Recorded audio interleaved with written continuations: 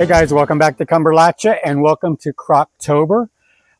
We've been doing this, I think, 3 years now with Jeni Golf, and she invited me and Mama Vera back, and she didn't invite you guys. That's the quail over there to you guys is right. And I'm just going to tell you right now, it's going to be noisy out here probably. We got quail over here. We got quail behind me in the aviary along with pigeons. To your left, we have our newest animal on the homestead, which is 7 ducks that somebody dumped on our property, just abandoned them, which is hideous. And we took them in, and we've had them for probably about a month and a half now, and they're my little mud birds. That's all they do is make mud, and they're very noisy sometimes. So, and then back behind you to your left is the workshop, and that's where all of our our lionhead rabbits are. Our silkies are over on the other side of the aviary in the silky chalet. And then we also have a couple of rabbits over in the garden.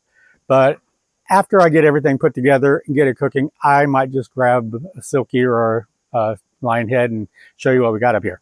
So today what I'm going to do, and this is very simple.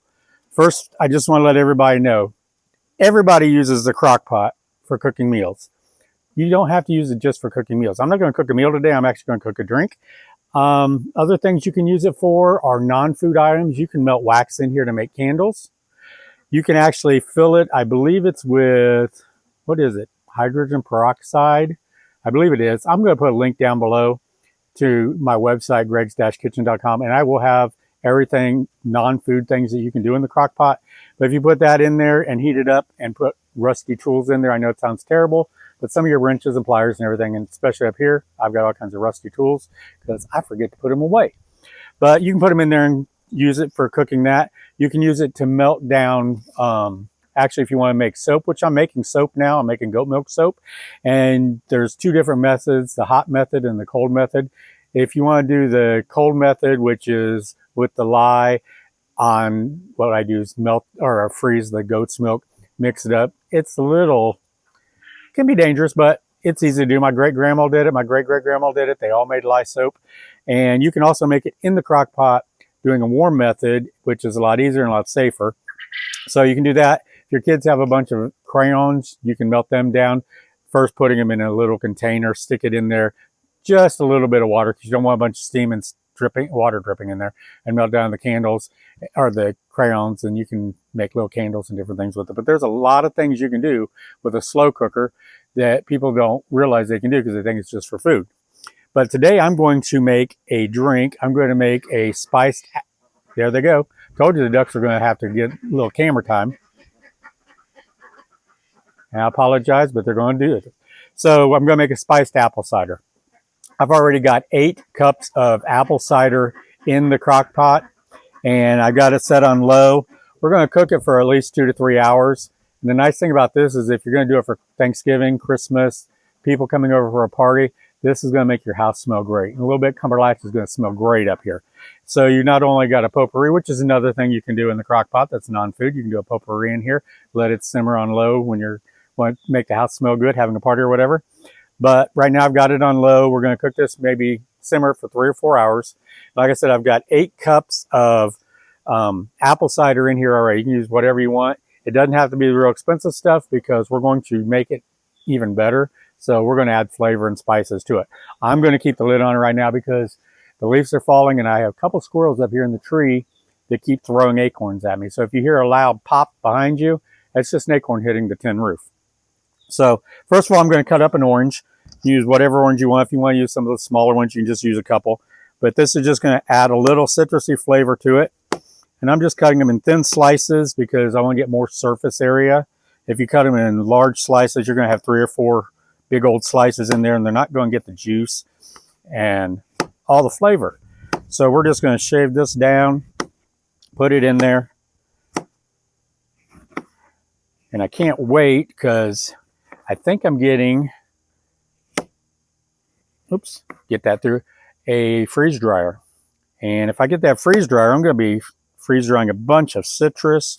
And that's the first thing I thought of when I saw these oranges. I was like, ooh, I could freeze dry these. It'd be great to put in teas and different things. So I'm going to put this 1 orange in here. Get that stirred around a little bit. I know I stuck my fingers in there. Somebody's going to yell at me. Now we're going to put about a half a cup of brown sugar. And I didn't measure it out. I just brought the bag back here from the cabin. And I'm just going to get about a half a cup in there. Maybe a little more because now I did buy unsweetened. I didn't want the sweetened apple cider. I got unsweetened because I knew I was putting brown sugar in there. So that's why I got that. Then we're going to put about a half a cup of pumpkin puree. Now, be careful when you're getting your pumpkin. There's two different things sitting on the shelf. One's pumpkin pie and one is pumpkin puree or whole 100% pure pumpkin. You want the 100% pure pumpkin, not the pumpkin pie mix, because it's already got all the seasonings in it, not the right amounts, and it's not going to taste as good. So we're going to put about a half a cup in there because I did forget to tell you we're making a pumpkin apple cider. So about a half a cup going in there. And I'll put the lid back on because we still have some bugs flying around up here. It's been in the 40s at night. Got down to almost 39 one night. And there we go, there's a bee. Actually, it's a little hornet. So I'm going to put that in there. And then we're going to put, now you can adjust this however you like. If you like more of one thing and another, you can do that. I'm going to put 3 cinnamon sticks. And this is optional. It's hard to find sometimes. It's star anise.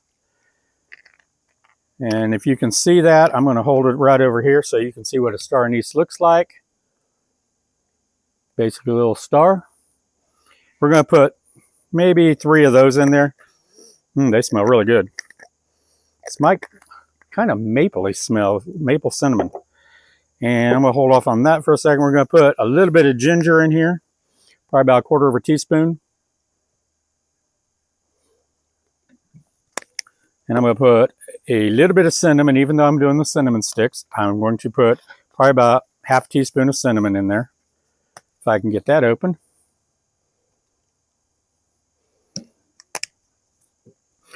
I'm going to put 3 or 4 cloves. I'm just going to put these down here, the bigger thing, so you can see what I got.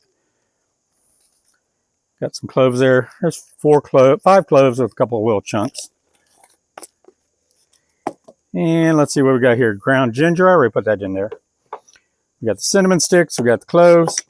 Or don't have the cloves. Where did they put those cloves? I just had those. Oh, there they are. Nutmeg. I'm not close. Nutmeg. I don't use the ground nutmeg. If you look it up on Google. You guys can Google it yourself. Most of what's in that nutmeg is sawdust. So I always use my own nutmeg. I got my whole nutmeg here. And I do not have my microplaner unpacked.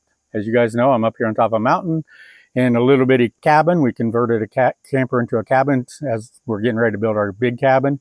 And everything is packed. So I don't have my micro grater. So I thought I'd show you this. Everybody always wonders, what's this little side over here for? You can use this for micro grating. You got your cheese, potatoes, whatever you want on that. But this is, you can either use this a little bit micro or this. So I'm just going to grate some of this in there because I always like fresh. It tastes better. Plus, you're actually getting nutmeg. Just be careful because this thing is sharp. All right. We'll put him back in the jar. So I think I got everything in there. We got our cloves. So let me grab the cinnamon sticks, the star anise, and the cloves. Get that all in there. And we're going to get this and stir it all in. Now the cinnamon, as you guys know, when you put cinnamon in liquid, it doesn't like to mix real well. So it is going to be on top. But as it cooks, it's going to start getting a little hydrated and start sinking down in there, hopefully. Just make sure you get that pumpkin all combined in there. Ooh, that already smells good. So like I said, I'm going to cover this and I'm going to let it simmer for about 3 to 4 hours while I go take care of the animals. Cover that back up. I'm going to lock it because who knows what could happen up here. Now, like I said, Jeni is doing this collaboration. She does it every year. It's called Crocktober. I think she has a different channel every day. So down below in my description, I will have the dates and all the channels so you guys can go check out their videos. Go out in there, each video, like and leave a comment, and you should subscribe to the channel because there's some great channels. You're going to get a lot of great recipes. But subscribe, like, and leave a comment so you'll be not available. So you'll be eligible. I can't talk today. We're going to be eligible for the drawing at the end of the month that she's going to do. So go down below, check it out. I'll also have the link going over to Greg's Kitchen. It's going to give you all the information. I'm going to clean up some of this mess, and I'm going to sneak out and maybe grab a silky and a lion head and show them to you. So I'll be right back. Okay, everybody, this is one of my silkies. This is Mama V. She's one of our lavender hens, and she's over there with Dew and Loretta. She's so beautiful. She is so gentle. She comes to me anytime I want to call her name usually. And she's Mama V after Mama Vera, because Mama Vera's favorite color is lavender. So I hear you. She has the cutest little chirp talking to me. So this is one of our lavenders. We have 3 lavenders, and then we have 3 paints, and then we have some crazy quail over there. And we have some mottled and some frizzled. So let me go grab one of the frizzle and show you what they look like, and I'll put Mama V back, and I'll be right back. And this one is one of our frizzles. This is Miss Dolly. I always say she looks like one of them feather dusters that blew up. You're okay, baby. You're okay. I'm just trying to turn you around so everybody can see your pretty face if you'll show them. But Miss Dolly is all by herself right now. She used to be roommates with Miss Minnie, who passed away. She was our little black naked neck, or Irish black. So she has decided she's going to go broody. I think she wants some roommates, so she's went broody on me. Has no eggs in the box, so I'm not sure why she thinks she's going to sit in there, because I took her eggs away from her. But this is one of 2 that we have that is a frizzle. So I'm going to put her up and say bye, everybody. Oops. Nope. Wings down. There we go. And we're going to go back home, and maybe she won't be all broody. So I'll be right back with one of our little lion heads. Okay, this is Little Phantom. He is the baby that we kept from our last litter, and he is a full lion head. His mama is Diane, and Diane couldn't come out to see because Diane is sitting in there with 5 or 6 babies that she just had yesterday. But this is one of her boys that I kept.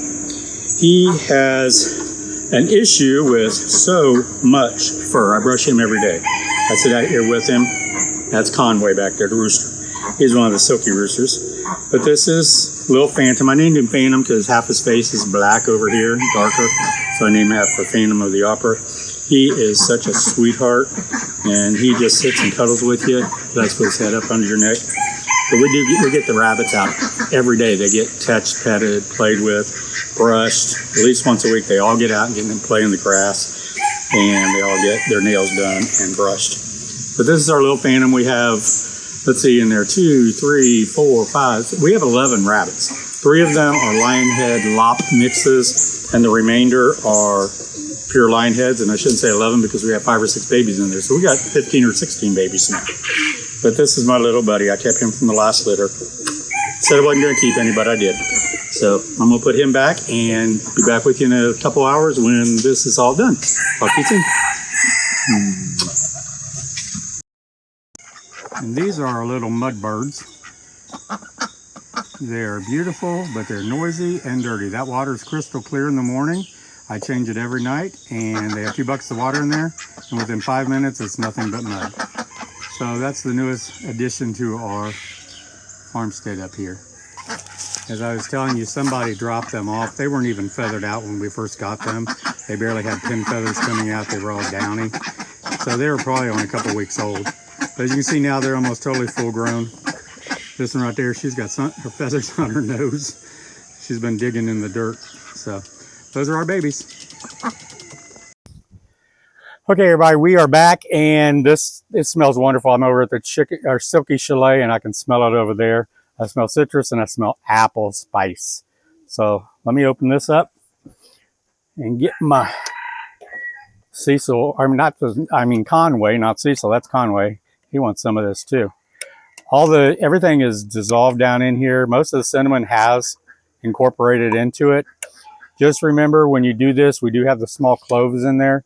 So don't just dip it out, pour it in, and start taking drinks. You might have to strain it. Make sure that you don't get any of these little cloves in there. So I'm just going to pull some out, and there's a clove right there I got.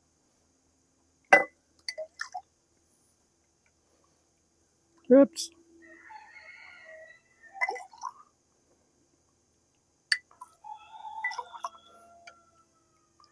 I think that's going to be enough for me.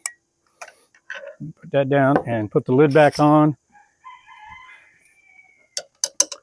And I'm sorry about the noise, but as you know, we're living on a farm and animals are going crazy all the time. Half the time I don't even hear them anymore. So let me give this a sip. It's warm. Very warm. That's very good. That's delicious. Like I said, you can double, what I didn't say this before, but I'm saying now, you can double the batch if you're having a big party and a lot of family over. But what I did say is have this on cooking in the house. You don't have to have this lid on, so you can get more of an aroma. Just crack it like that or take it all the way off. Your whole house is going to smell like fall. This tastes great. It is delicious. I'm going to go ahead and be mom and take another drink. So the pumpkin in there really adds something to it. I didn't think the pumpkin would be that great in it, but I like that. The apple and the pumpkin together give it a really good flavor. The citrus actually is giving a little bit of a tang. And I can't stop drinking it. I even got a little bit of the orange there. So until next time, don't forget, go over to Judy Goff's channel. I'll have a link down below. I'll have a list of all the other channels down below and the dates that they're doing them. They have great recipes. I've already been watching a bunch of them, and I'm looking forward to seeing what the rest of them have. So is Conway. But I have that all listed below. I also have a link on my website to the directions that you can print out. The directions and ingredients will be down below in the comments, but I'm also going to have it on my website, gregs-kitchen.com, so you can go there and actually print it from my website. If you guys have any other fall recipes you'd like to try or like me to try, send them to me. I'd love to give them a try. I've got just 3 or 4 days now. At the end of the week, Mom's going to be coming down from Ohio, so me and Mama Vera are going to be doing a video this coming weekend and putting it up, at least one video. And then she's going to have one, so obnoxious. She's going to have one for Jeni's channel next week one day. I'm not sure what the date is, the 20th, 21st, or something like that. So you're going to want to tune in for that. So next time, y'all take care. We love and appreciate each one of you coming here each day. God bless, and see you next time. Bye-bye.